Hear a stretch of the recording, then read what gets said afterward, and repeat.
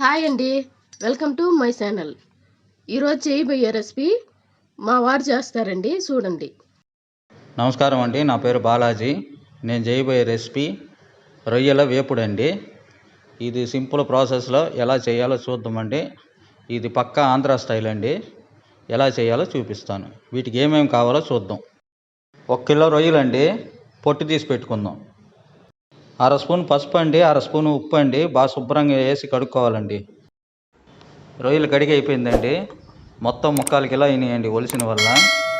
ఇప్పుడు వీటికి మసాలా ఏమేమి వేయాలో చెప్తాను. కార్న్ఫ్లవర్ 2 స్పూన్లు, బియ్యం పిండి 1 స్పూను, గరం మసాలా 1 స్పూను, అల్లం వెల్లుల్లి పేస్టు 2 స్పూన్లు అండి, జీలకర్ర 1 స్పూను, పసుపు 1 స్పూను, ఉప్పు రుచికి తగినంత, కాశ్మీరీ చిల్లీ పౌడర్ 1 స్పూను, కారం పొడి 2 స్పూన్లు, ధనియాల పొడి 1 స్పూను, కరివేపాకు రెబ్బలు 5 అండి, ఒలిసి వేసుకోవాలి. అందులోనే 1 స్పూను మిరియాల పొడి వేసుకున్నానండి. ఇప్పుడు మనం రొయ్యలు పెట్టుకొని మసాలా కలుపుకుందామండి.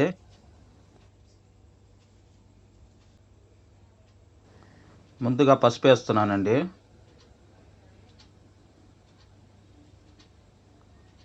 నిమ్మకాయ తర్వాత పిండుకుందాము, పక్కన పెట్టుకుంటున్నాను. ఉప్పు, అల్లం వెల్లుల్లి పేస్టు, జీలకర్ర పొడి, మిరియాల పొడి, cornflour, garam masala, Kashmiri chilli powder, కారం పొడి, రైస్ పౌడర్ అండి, కరివేపాకు రెబ్బలు అన్నీ మొత్తంగా వేసి కలుపుకోవడమే బాగా.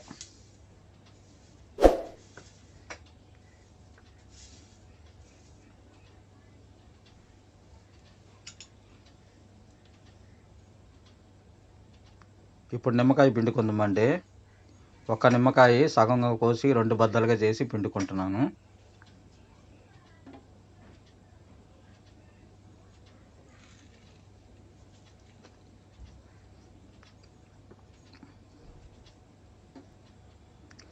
ఒక స్పూన్ ఆయిల్ వేసుకుందామండి.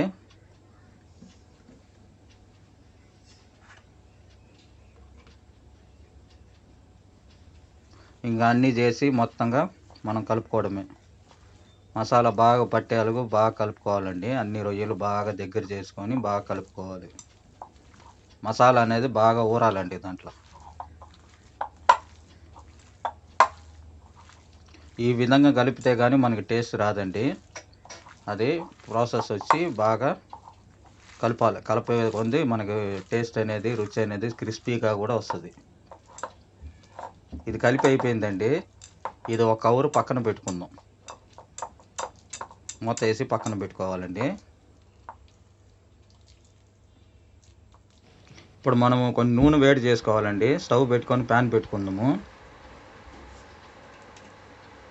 ప్యాన్ వేడైనాక వేపేయాలకు నూనె పోసుకుందామండి.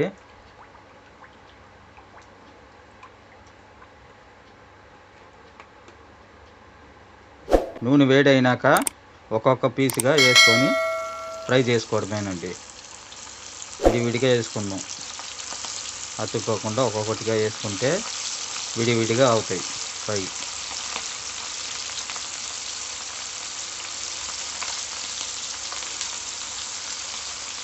ఈ మసాలా అన్ని ఫ్లేవర్ బాగా పట్టిందండి. బాగా వాసన వస్తుంది, వేసే కొద్ది వాసన వస్తుంది. ఇంకా ఇది బాగా ఫ్రై అయితే ఇంకా చాలా బాగుంటుందండి. అన్ని డిష్లకి మంచి సైడ్ డిష్ అండి ఇది. అలాగా కూడా స్నాక్స్ లాగా తినచ్చు మనం.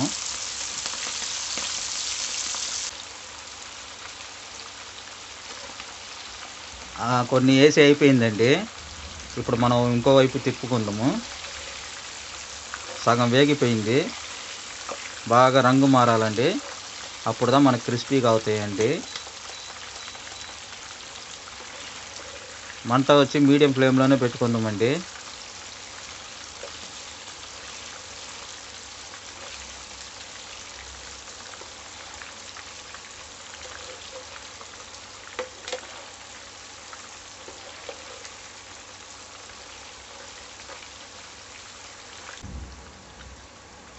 సగం వరకు ఉడికిపోయిందండి, బాగా ఫ్రై అయిపోయింది.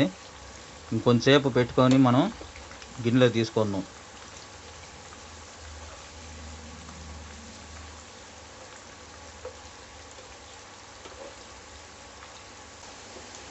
చూసారు కదండి, ఈ విధంగా ఫ్రై అవ్వాలి. బాగా ఎర్రంగా కలర్ వచ్చేసింది. ఇప్పుడు ఇది తీసి మనం గిన్నెలో పక్కన పెట్టుకుందామండి. బాగా డ్రై అయిపోయింది ఆయిల్ కూడా. తీసి మనం సర్వ్ చేసుకోవడమే.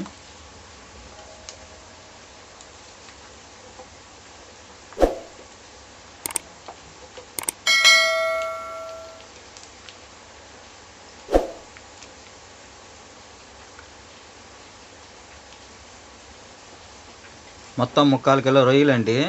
సగం అయిపోయింది. ఇంక ఇది రెండో రౌండ్ వేసుకుంటున్నాము. అదే మాదిరిగా ఫస్ట్ చేసినట్టే ఒక్కొక్కటిగా వేసుకొని మనం రెండు వైపులా వేపుకొని తీసి పక్కన పెట్టుకుంటే మనకు రొయ్యల వేపుడు రెడీ అయిపోయినట్టే. ఈ విధంగా కానీ చేసుకుంటే మనకి దేని సైడ్ డిష్ కైనా ఏ దానికైనా కూడా మనం నంచుకొని తినడానికి బాగుంటుందండి. చాలా క్రిస్పీగా టేస్ట్ అదిరిపోద్ది.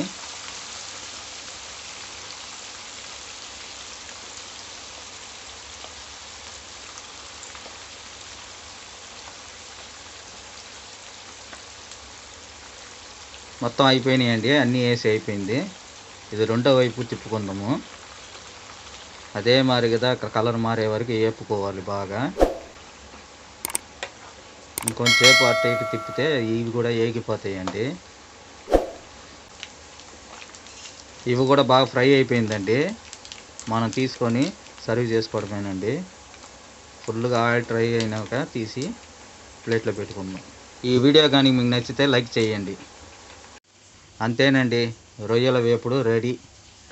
ఆంధ్ర స్టైల్లో మనం ఏ డిష్లైనా తినచ్చండి. సరే ఉంటానండి, ఇంకో రెసిపీలో కలుద్దామండి.